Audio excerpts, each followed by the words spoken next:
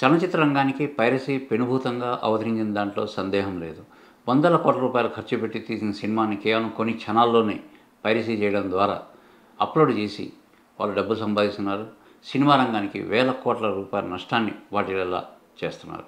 దీనికి సంబంధించి తాజాగా మనం చూసుకుంటే తూర్పుగోదావరి జిల్లాకు చెందిన ఒక నిందితుడిని పట్టుకోవడం ద్వారా సైబర్ క్రైమ్ పోలీసులు అతను ఎన్ని సినిమాలు పైరసీ చేసి దానివల్ల ఎంత నష్టం వచ్చిందని ఒకసారి మనం పరిశీలన జరిగితే సుమారుగా గత 5 ఏళ్లలో అతను 65 సినిమాల వరకు అప్లోడ్ చేయడం జరిగింది.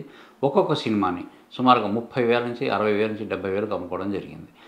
ఈ విషయాన్ని మనం పక్కన పెడితే అసలు పైరసీ అంటే ఏంటి? పైరసీ వల్ల ఎలా చేస్తారో దాని మీద మనం ఒకసారి పరిశీలన జరుపుతాం. అది పైరసీ అనేది ఇప్పటి నుంచే కాదు, దాదాపుగా దశాబ్దాల కాలం నుంచి కూడా కొనసాగుతూనే ఉంది. గతంలో డీవీడీలు, వీసీడీల ద్వారా ఈ పైరసీ సినిమాలు బయటకు వచ్చేవి. దాని తర్వాత ముందుగా ఇక్కడ సినిమాలు దుబాయ్ వంటి విదేశాల్లో రిలీజ్ అయినప్పుడు కొన్ని గంటల వ్యవధిలో అది ముందుగా అక్కడ రిలీజ్ అవుతాయి.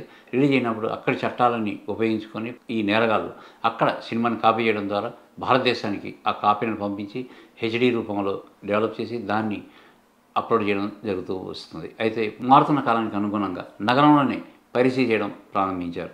ఒక సెల్ ఫోన్ని తీసుకుని వెళ్ళడం ద్వారా ఒక సీట్లో కూర్చొని కదలకుండా మొత్తం సినిమాని చిత్రీకరించి దాన్ని హెచ్డీ రూపంలో అప్లోడ్ చేసి దాన్ని విక్రయించడం అనేది ప్రస్తుతం తాజాగా మారుతున్న ట్రెండ్. దీన్ని అరికట్టడానికి కూడా సినిమా రంగంలో కూడా కొన్ని అత్యాధునిక సాంకేతిక నిపుణులు కొన్ని ఏర్పాటు చేయడం జరిగింది. అందులో భాగంగా ఒక సినిమా రిలీజ్ అయినప్పుడు ప్రతి సినిమాకి, ప్రతి రీల్కి ఒక కోడ్ వర్డ్ ఒకటి చూపించడం జరుగుతుంది. అది సాధారణంగా సినిమా చూసే వాళ్ళకి ఆ కోడ్ వర్డ్ అది కనిపించదు.